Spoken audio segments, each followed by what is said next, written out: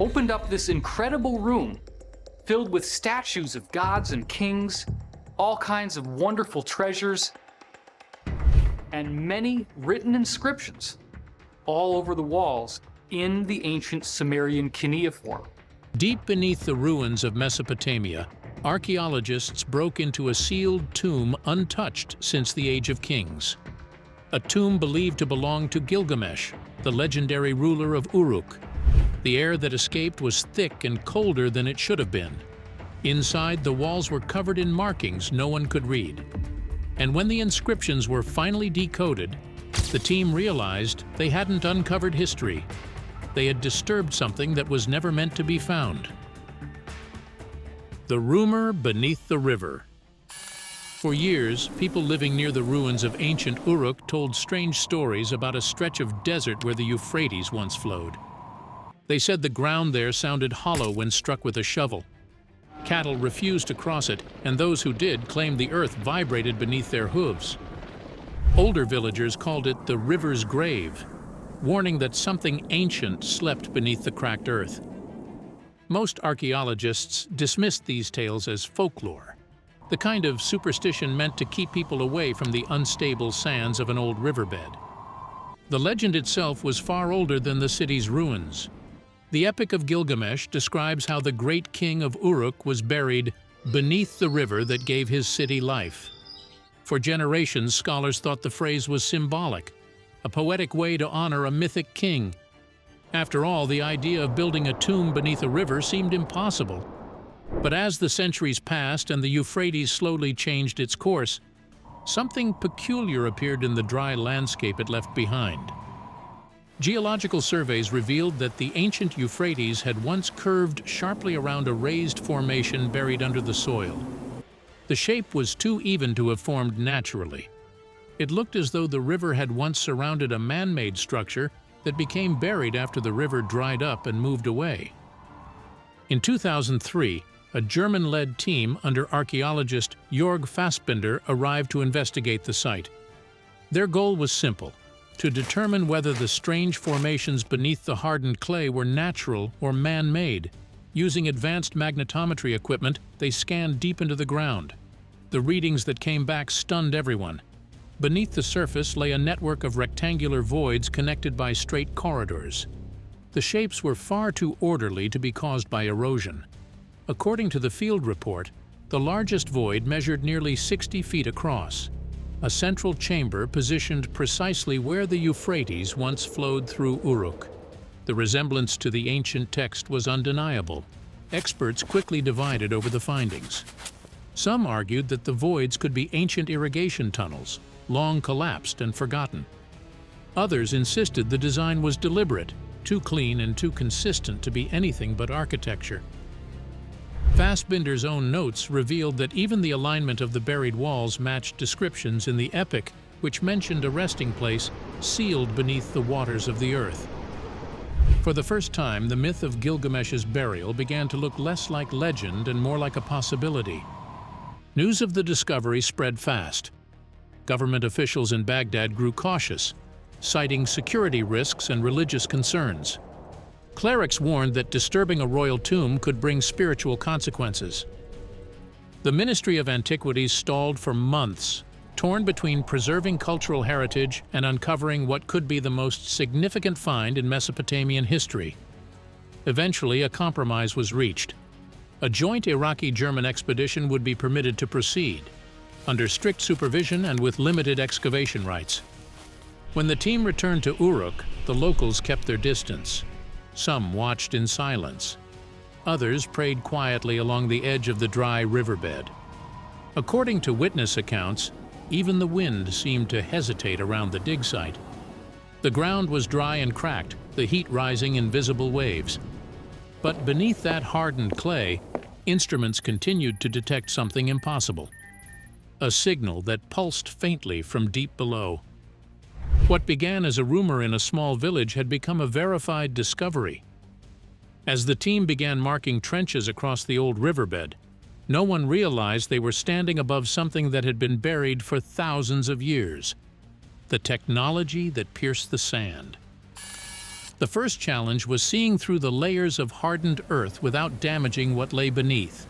Every inch of the site was packed with ancient clay that had baked under the Mesopotamian sun for centuries. One wrong move could crush fragile evidence that had survived untouched since the dawn of civilization. To explore safely, the team began with ground-penetrating radar, sending electromagnetic pulses deep into the soil. The machine worked slowly, mapping one strip at a time across the parched plain. At first, the screen showed only static and scattered echoes, but as the data built up, distinct shapes began to appear beneath the surface. To verify the radar's readings, the archaeologists turned to LiDAR, a laser-based system capable of scanning the terrain in extreme detail. Each pulse of light bounced back with precise measurements, building a three-dimensional model of the landscape. The results revealed faint rises and depressions invisible to the eye, tracing an unnatural symmetry beneath the old riverbed. The shapes were too deliberate to be caused by erosion. The buried outlines formed corners, corridors, and what appeared to be a central chamber, all aligned perfectly with the ancient path of the Euphrates, just as the Epic of Gilgamesh described. To confirm what they were seeing, the researchers launched drones fitted with multispectral cameras. Flying low over the cracked expanse, the drones captured subtle changes in soil color, mineral content, and density. When the data was processed, it revealed a pale outline winding under the sand, the unmistakable geometry of something built by human hands. Some members of the team dismissed it as remnants of an ancient irrigation system, but others argued it was far too precise. Every new layer of data only deepened the mystery. The lines beneath the ground were straight where nature was never straight. Once the coordinates were confirmed, engineers joined the mission to extract core samples. Drills bored narrow shafts into the compacted clay at key points around the formation. Each sample came back dense with sediment and streaks of dark, resin-like material. Laboratory tests identified traces of bitumen, the waterproof substance used in Sumerian royal structures. Whoever built the site had gone to great lengths to seal it from moisture. This detail carried weight. The epic had described a burial beneath the river. Yet here lay proof that the builders had prepared for the river's eventual retreat. The structure had been built to survive not just floods, but the death of the river itself. The footage was reviewed twice before the lead archaeologist made the call to Baghdad. The evidence was undeniable. The void beneath the old riverbed was artificial, its geometry precise and deliberate. The Ministry of Antiquities granted permission for a controlled entry under strict conservation protocols. As the team prepared their descent, they understood the magnitude of what they were about to do. They were no longer digging through sand. They were about to open a door that time itself had sealed. Descent into the submerged ruins. The crew gathered around the shaft before sunrise. For days they had drilled through layers of hardened clay and reinforced the soil, and now only a few meters separated them from what the scanners had shown.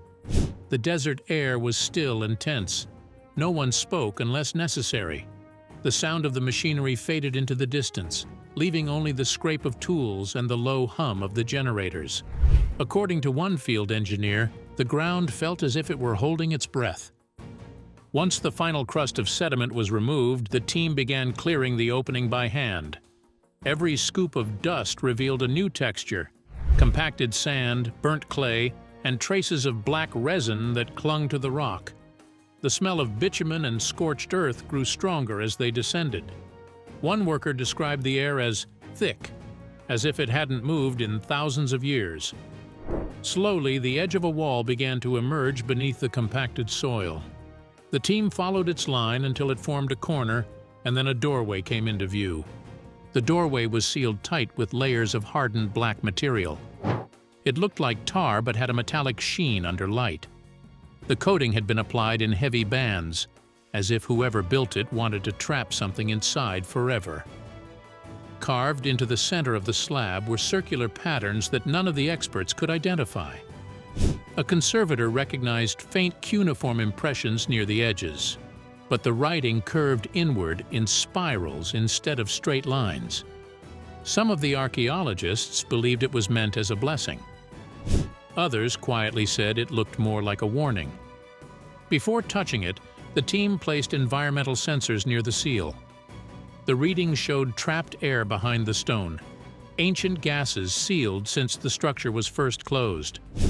When the first crack split through the surface, a hiss escaped from the gap. The air that followed was hot and acrid, heavy with the scent of pitch, resin, and age. Laboratory tests later confirmed traces of embalming compounds often used in Mesopotamian royal burials. Several workers covered their faces. One stepped back, saying it felt like the chamber was breathing for the first time in thousands of years. When the slab was finally removed, the floodlights cut through the dust and revealed a vast chamber below. The space stretched wide, supported by massive basalt pillars that vanished into shadow. The ground was coated in layers of fine ash and mineral dust that shimmered faintly under the light. Gold fragments clung to the walls like flakes of dried sunlight. Broken pottery and corroded copper vessels were scattered across the floor, half buried in the powdery soil. At the far end stood a raised platform carved from dark stone, its top shaped like a sarcophagus. The edge was inlaid with small pieces of lapis and copper that still caught the light after 4,000 years. Along the walls were narrow alcoves containing statues of lions, bulls, and figures with human faces. Beside them lay bones and clay seals pressed with ancient symbols. Each part of the room mirrored descriptions from the Epic of Gilgamesh, a king buried where the waters meet the dust. The air was suffocatingly dry and the silence was absolute. Every detail of the space seemed deliberate, as if the builders had been sending a message through time. The archaeologists stood motionless, their lamps trembling in their hands.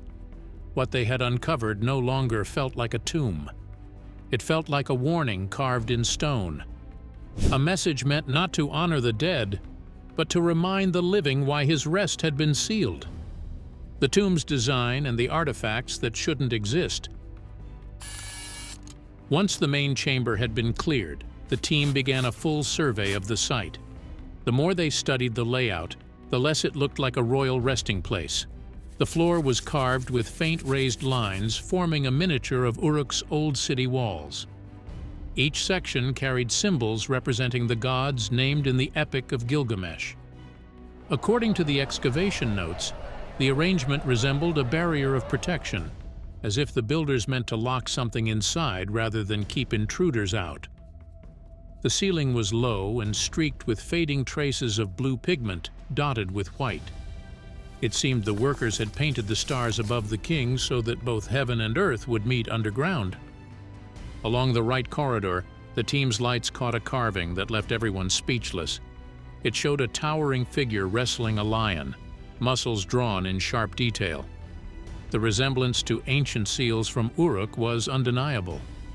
The artist had given the figure the same square jaw and broad shoulders seen in depictions of Gilgamesh. Not far from it, they found a broken limestone tablet with the name Gilgamesh still visible. The evidence was direct and impossible to ignore. The site matched both the legend and the timeline. The focus shifted when a small opening was found behind a collapsed wall. The air that seeped through smelled of mud and age. A single worker crawled through on his stomach, describing a narrow passage that opened into a hidden chamber. Inside were rows of clay boxes stacked with care. When opened, the boxes revealed tablets that had survived 4,000 years sealed in bitumen. The tablets confused everyone.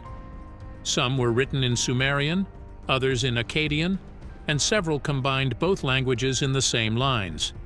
That mixture had never appeared in any known record.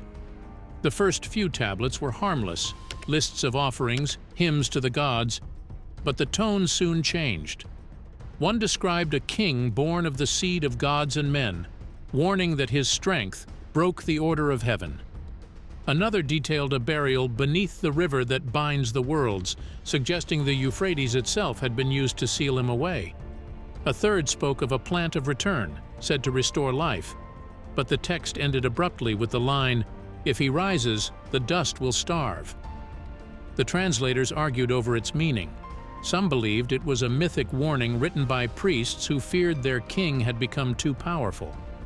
Others whispered that the text was not a blessing at all, but an instruction, a ritual meant to keep him from ever waking. The chamber also contained objects that none of the archaeologists could explain. In each corner stood small stone figures shaped like people with the lower bodies of snakes. Their heads were smooth and without faces, and their hands were pressed together as if they were praying or pleading. The stone was pale and polished, almost like marble. Beside them lay a round bronze plate covered in carved rings and symbols. The markings did not match any known language or star chart. One researcher suggested it might be a map of constellations that have shifted out of sight or vanished altogether. Then came the discovery that changed the tone of the entire dig. While clearing debris from a corner, a worker's tool struck bone. The soil gave way to a mass of skulls, some large, some small, some unlike any the osteologist had seen before. None were arranged as part of a burial. They were scattered, cracked, and mixed with pottery shards. Many had broken jaws and filed teeth. By the end of the week, the excitement had disappeared. Conversations turned quiet. Some workers refused to enter the lower chamber at all. The dig director ordered the boxes sealed and shipped to Baghdad for further study. Yet even after the chamber was cleared, something about the place felt unfinished. A section of the rear wall behind the stone platform remained untouched, still coated in mud and mineral buildup. According to one technician, the instruments kept detecting faint irregularities in that direction, as if something was hidden just behind the rock. The team decided to examine it before sealing the site completely. The inscriptions on the wall. When the team cleared the space behind the stone platform, one of the floodlights caught faint markings on the back wall. At first, they assumed it was mineral erosion or cracks from pressure over time. But as the mud and residue were brushed away, the shapes began to repeat. What looked random slowly revealed order. 7 circular bands of writing spiraled upward from the floor to the ceiling, cut deep into the black basalt with a precision that seemed far beyond the tools known to ancient Sumerians. The deeper they cleaned, the clearer the carvings became, each stroke filled with a reddish residue that later tests confirmed to be a mixture of iron oxide and animal blood. The discovery stunned the team. They had expected relics, maybe more tablets, but not a wall covered in writing. The expedition had not brought a specialist for translation because no one thought they would find inscriptions in such a hidden spot. According to the excavation report, the few researchers familiar with cuneiform tried to make sense of what they were seeing. Some identified certain signs as belonging to early Sumerian, while others argued that the symbols didn't look purely Sumerian at all. They seemed older, more primitive, as if they came from a language that existed before writing itself. The uncertainty created tension. Whatever the language was, it looked wrong, distorted, uneven, and at times deliberately crossed out and re-etched. As they studied the spiral more closely, the patterns grew stranger. The text did not follow the straight horizontal lines typical of funerary writing. Instead, it coiled upward like a warning meant to be read in motion. The deeper they examined it, the more unsettled they became. A few lines appeared carved hastily, their angles inconsistent, as if the person inscribing them had worked under pressure or fear. The topmost bands looked jagged, almost carved by trembling hands. Without a proper translator, those present began to speculate. Some believed the symbols described rituals or prayers to protect the tomb. Others said it looked like a list of names or deities, though none matched known Mesopotamian gods. One researcher pointed out that parts of the writing seemed intentionally damaged, as if someone had tried to erase specific words long ago. A few team members began to whisper that it looked more like a warning than an honor. Then the instruments began to react. Reports show a rise in low radiation readings near the wall. Scientists blamed it on mineral reactions from the basalt or trapped gases. but workers were not convinced. According to some accounts, several members of the local crew refused to continue once they noticed the air temperature drop around the carvings. Later that evening, audio recorders placed near the wall captured a faint hum that repeated in intervals. The sound was so low that it was almost inaudible without amplification. Some believed it was equipment feedback, while others said it resembled a deep chant echoing through the chamber. By nightfall, the lead archaeologist called for a full stop to the excavation. The team sealed the area and marked it for specialist review. The discovery was unlike anything they had expected, and none of them could explain how such complex carvings had survived untouched for thousands of years. The writing seemed alive in the light, twisting across the wall as if it wanted to be understood.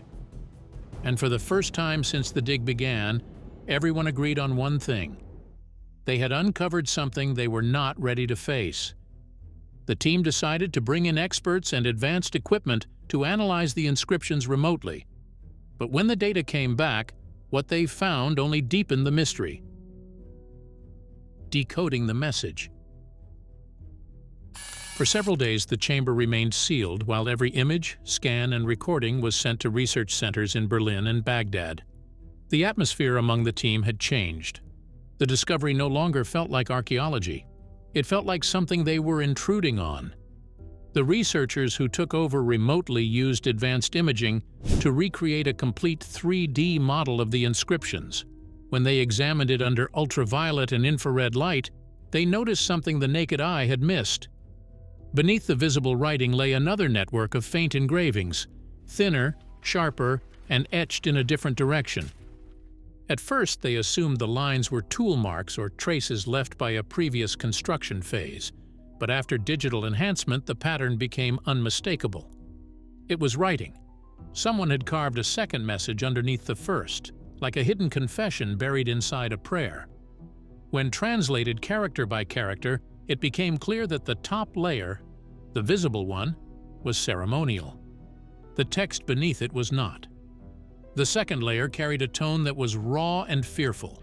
It spoke of a great cleansing that followed the falling of the black sun and a wave that devoured the land of men. The language was ancient, even by Mesopotamian standards, but it echoed something chillingly familiar: the story of a flood that destroyed the world before history began. The deeper they decoded, the darker it became. One line mentioned a king born of the seed of gods and men, whose strength defied the gate of death. Another read, "When the waters withdrew, he was bound in stone, his rest a chain between earth and the deep." According to early notes, several translators stopped work after reading those sections aloud. The wording sounded less like history and more like containment. Whoever wrote it had not been honoring their king. They had been locking him away. Further analysis revealed that the black sealant covering the wall was not ordinary bitumen. It contained traces of mercury, a metal once used in Mesopotamian rituals to bind the essence of spirits. Chemical residue suggested it had been poured in liquid form before hardening, sealing whatever energy the tomb was meant to hold. One scientist described it as a prison built from stone and metal, a phrase that never appeared in the official report. Weeks later, the final translation came through. The topmost band of text, nearly erased by erosion, contained words that sent a chill through everyone present. "When the dust forgets his name, the king shall rise and call the darkness home." Below it, another line followed. "He who disturbs his rest shall carry his hunger, and his blood shall remember him." The research team went silent. Some interpreted the message as poetry about immortality, the idea that Gilgamesh would live forever through story, but others were convinced it was literal. The wording was not a metaphor. It was a curse. According to unverified accounts, 2 translators refused to continue, saying the inscription felt alive when read aloud. Whatever its meaning, the discovery changed the tone of the entire project. The tomb no longer felt like a monument to a dead king. It felt like a warning left by those who buried him. a warning carved in blood, sealed in mercury, and meant to last until the end of time. When the findings were released, public fascination turned quickly to fear. Religious scholars condemned the excavation, saying the team had broken a divine boundary. Governments in the region imposed new restrictions on research sites, and the excavation zone was quietly covered again with sand. Reports surfaced that several workers had fallen ill, though officials dismissed it as unrelated.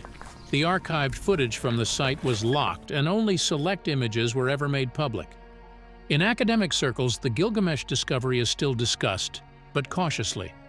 Some believe the tomb should remain sealed forever. Others argue that humanity cannot ignore its past, no matter how dark. But one thing is certain: the story of Gilgamesh no longer belongs to legend.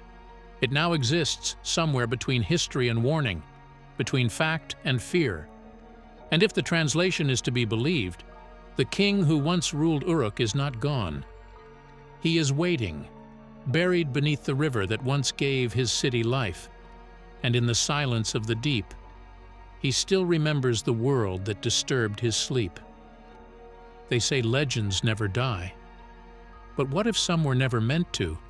If archaeologists found a way to reopen the chamber, would you let them, or would you seal it again and walk away?